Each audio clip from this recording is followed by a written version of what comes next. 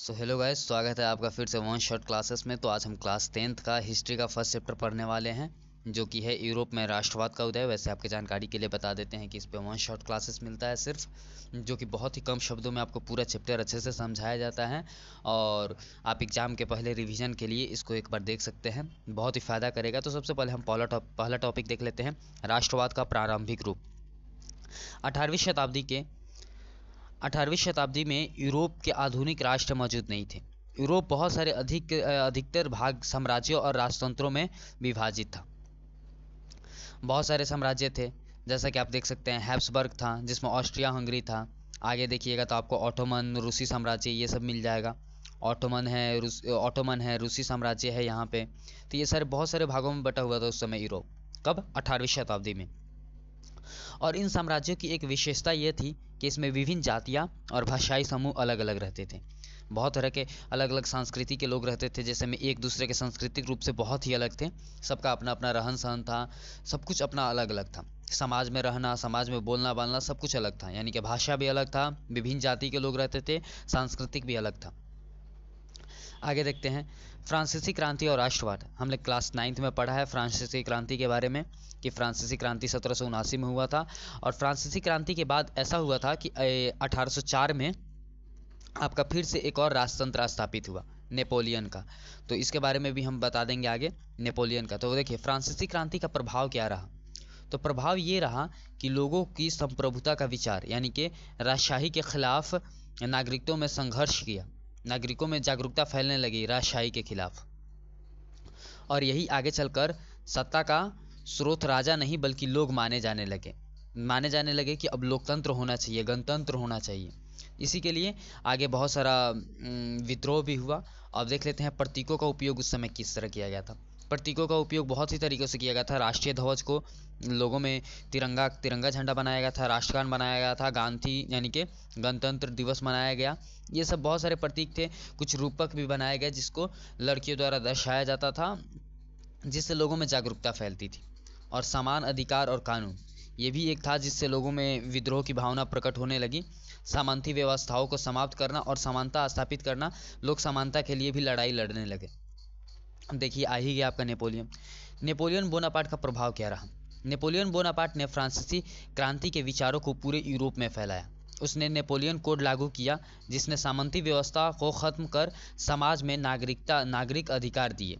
नागरिकों को नेपोलियन ने बहुत सारा अधिकार दिया, लेकिन नेपोलियन में कमी ये थी कि नेपोलियन ने अधिकार के साथ साथ लोगों को वोट देने का अधिकार छीन लिया, वोट देने का। और उन पे सेंसरशिप भी लगा दिया। और इससे ये हुआ कि लोग उसके खिलाफ कोई भी चीज़ छाप नहीं सकते थे बिना उसके मर्जी के। तो जिससे उसके बारे में सिर्फ अच्छी भावना फैली। और बाद में जब लोगों को धीरे धीरे पता चला कि कर भी बढ़ गया है, सेंसरशिप भी लग गया है, तो उसके खिलाफ क्रांति होने लगा। और बहुत सारे राज्यों ने मिलकर नेपोलियन के पूरे राज्य को ध्वस्त कर दिया। अब फ्रांसीसी क्रांति का परिणाम देख लेते हैं। पूरे यूरोप में राष्ट्रवाद का भावना मजबूत हो गया, यानी कि जब फ्रांस आज़ाद हुआ तो पूरे आसपास के जो भी देश थे वो भी सोचने लगे अगर फ्रांस कर सकता है तो हम भी कर सकते हैं। तो फिर अन्य देशों के नागरिक भी स्वतंत्रता और समानता के लिए आंदोलन करने लगे। आगे देखते हैं 1815 में वियना संधि। 1815 में वियना संधि यानी कि वियना कांग्रेस, और इसकी प्रतिक्रिया क्या रही। वियना कांग्रेस यानी कि नेपोलियन के हार के बाद, यानी कि वाटरलू में जब नेपोलियन हार गया 1815 में, तो यूरोपीय शक्तियों ने वियना में बैठक की। जिन्होंने उसे हराया उन्होंने वियना में बैठक की। उद्देश्य क्या था बैठक की? तो जो भी पुराने राजतंत्रों को बहाल किया गया था, यानी कि जितने भी लोग को बहाल किया गया था, जितने भी कानून बनाए गए थे, वो सबको हटा दिया गया। और दूसरा किया गया, साम्राज्य की सीमाएं फिर से तय कर दी गई।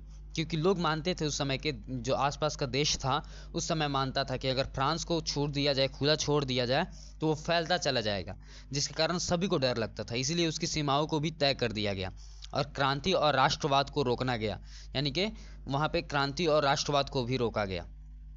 आगे चलते हैं। लेकिन यहाँ पे कुछ है, लेकिन वियना कांग्रेस राष्ट्रवाद को दबाने में असफल रही। यानी कि वियना कांग्रेस में बैठक होने के बाद भी राष्ट्रवाद की भावना लोगों में उठती ही रही।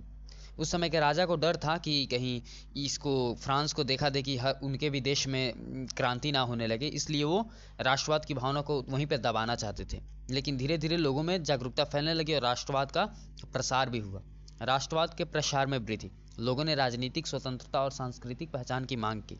जनता ने यह महसूस किया कि उनका भविष्य उनकी एकता और सहयोग पर निर्भर करती है, यानी कि उनकी एकता और सहयोग पर ही उनकी क्या भविष्य निर्भर करती है। एक होंगे और सहयोग देंगे तभी वो आज़ाद रह सकते हैं, राजा जो उन पर जुल्म करता है उससे बच सकते हैं। यूरोप में प्रमुख राष्ट्रवादी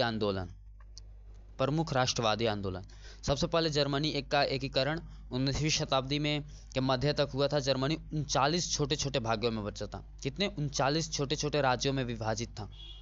उन सबको क्या किया गया? प्रमुख नेता थे, उन सबको एकीकरण किया गया। अब प्रमुख नेता कौन था? ऑटोमन बिस्मार्क थे। ऑटोमन बिस्मार्क जो कि प्रशिया के चांसलर थे। रणनीति क्या थी? रणनीति थी बिस्मार्क ने 3 युद्ध लड़ा गया, जिसमें सबसे पहले डेनमार्क से लड़ा गया 1864 में, जिनमें ऑस्ट्रिया और फ्रांस का मदद लेकर डेनमार्क को हराया गया। फिर 1866 में, यानी कि 2 साल बाद, फ्रांस से मदद लेकर ऑस्ट्रिया को हराया गया। और फिर क्या हुआ? लास्ट में फ्रांस अकेले बच गया तो फ्रांस को फिर हरा दिया गया। और फिर इसी तरह तीनों को एकीकृत करके 1871 में जर्मनी का एकीकरण हुआ। और उसका राजा कौन बना? हमारे विलियम प्रथम उस जर्मनी के राजा सम्राट घोषित हुए। अब इटली का भी एकीकरण देख लेते हैं। इटली के एकीकरण में दिखाया गया है कि इटली भी कई बहुत छोटे छोटे राज्यों में बटा हुआ था। प्रमुख नेता थे गियुसेप्पे मैज़िनी, कावूर और गैरिबोल्डी थे, जो कि यहाँ पे गियुसेप्पे गैरिबोल्डी भी थे, जो कि जनता के नेता थे। और ये जो काबूर थे वो प्रधानमंत्री थे, सर्डिनिया के प्रधानमंत्री थे। और तो फिर रणनीति इनका क्या था? रणनीति ये था कि काबूर ने क्या किया? काबूर ने फ्रांस की मदद से उत्तरी इटली को एकत्रित कर लिया। और फिर उसके बाद गियुसेप्पे गैरिबोल्डी ने दक्षिणी इटली और सिरली पर कब्जा किया। और इसका एकीकरण कब समाप्त हुआ? 1861 में। 1861 में हालांकि इसका एकीकरण समाप्त हो गया, लेकिन इसके बाद भी 1866 में और 1871 में 2 छोटे छोटे भाग को भी जोड़ा गया इसमें, जिससे इस दोनों को भी कहा जाता है। लेकिन 1800 जनरली माना जाता है कि 1861 तक इटली का एकीकरण हो गया। अब देख लेते हैं बाल्कन क्षेत्र और संघर्ष। वैसे बाल्कन क्षेत्र के बारे में बहुत कम ही दिया गया है, लेकिन मैं यहाँ पे कुछ आपको बता देना चाहता हूँ। तो बाल्कन क्षेत्र यूरोप का एक संवेदनशील क्षेत्र था, जिसमें विभिन्न जातीय समूह रहते थे। यह समूह स्वतंत्रता और अपनी सांस्कृतिक पहचान के लिए संघर्ष कर रहे थे। यानी कि जो समूह, छोटे छोटे समूह थे विभिन्न जातियों के, वो स्वतंत्रता पाने के लिए और सांस्कृतिक पहचान, यानी कि उनकी संस्कृति को पहचान मिले, इसलिए संघर्ष कर रहे थे।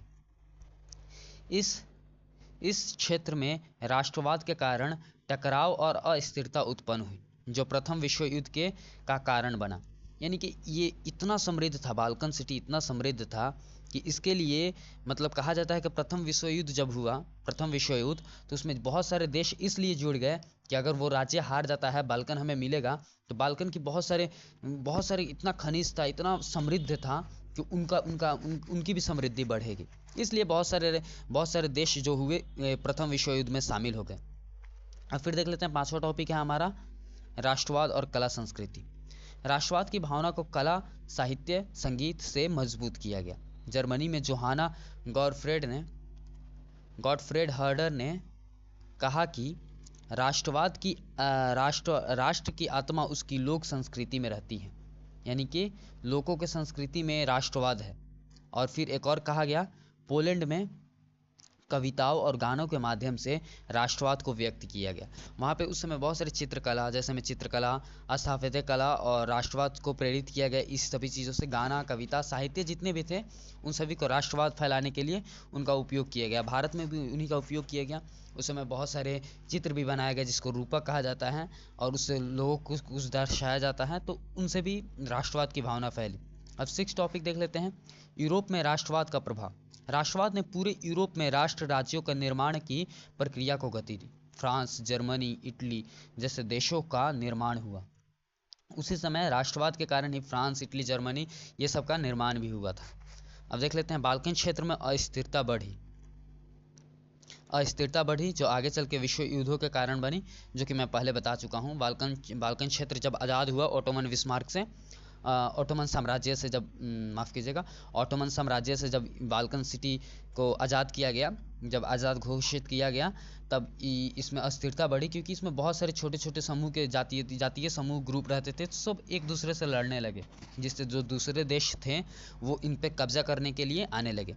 तो यहीं पे आपका चैप्टर समाप्त होता है। एक बार निष्कर्ष पढ़ लेते हैं कि निष्कर्ष में क्या कहा गया है। हाँ, तो यूरोप में राष्ट्रवाद का उदय आधुनिक इतिहास का एक महत्वपूर्ण घटना थी। आधुनिक इतिहास की एक बहुत ही महत्वपूर्ण घटना थी राष्ट्रवाद, क्योंकि राष्ट्रवाद को देखा जाए तो राष्ट्रवाद के कारण ही धीरे धीरे वहाँ पे जब राष्ट्रवाद फैला, तभी हमारे भारत के तरफ भी राष्ट्रवाद फैलने लगी। आगे, इसने न केवल यूरोप के राजनीतिक और सामाजिक ढांचे को बदल दिया, बल्कि एशिया और अफ्रीका में स्वतंत्रता आंदोलनों को भी प्रेरित किया। राष्ट्रवाद ने एकता और स्वतंत्रता का सपना दिखाया, लेकिन कई बार इसने संघर्ष और युद्धों को भी जन्म दिया। जैसे में बताया गया है राष्ट्रवाद क्या हुआ, मैंने बताया कि राष्ट्रवाद धीरे धीरे पूरे यूरोप में फैलने लगा, उसके बाद एशिया, अफ्रीका, भारत में भी फैलने लगा धीरे धीरे राष्ट्रवाद, तभी तो हम लोग स्वतंत्रता होने के लिए विरोध करने लगे। तो यही फैलने लगा और कहीं कहीं पे ये युद्धों को भी जन्म दिया। जैसे में आपका बाल्कन सिटी में देखिए, बाल्कन सिटी में राष्ट्रवाद का ही पालन किया जा रहा था, जो कि विश्व युद्ध का एक कारण भी बना। यह अध्याय हमें यह दिखाता है कि कैसे विचारधाराएं और आंदोलन एक समाज को, दुनिया को बदल सकते हैं। सिर्फ एक विचारधारा, एक आंदोलन पूरी दुनिया को बदल सकता है, ये दिखाया गया है। क्योंकि देखिए कहाँ फ्रांस में एक जगह आपको एक फ्रांस में सिर्फ राष्ट्रवाद की भावना प्रकट हुई और उसके बाद धीरे धीरे पूरे यूरोप में फैली, यूरोप से आपको पूरे एशिया और एशिया से पूरे अफ्रीका में फैलने लगी। तो ये बताता है कि हमें सिर्फ एक विचारधारा आंदोलन कितने पूरी दुनिया को बदल सकती है। उस समय बहुत सारे फिलोसफर भी थे जो कि अपने अपनी फिलॉसफी दिया करते थे राष्ट्रवाद के लिए। तो यहीं पे आपका चैप्टर समाप्त होता है। वीडियो अच्छा लगा हो तो लाइक कीजिएगा, चैनल को सब्सक्राइब कीजिएगा और अपने दोस्तों के पास भी शेयर कीजिएगा, ताकि आपके दोस्त भी अच्छे से पढ़ सके, अच्छे से देख सके।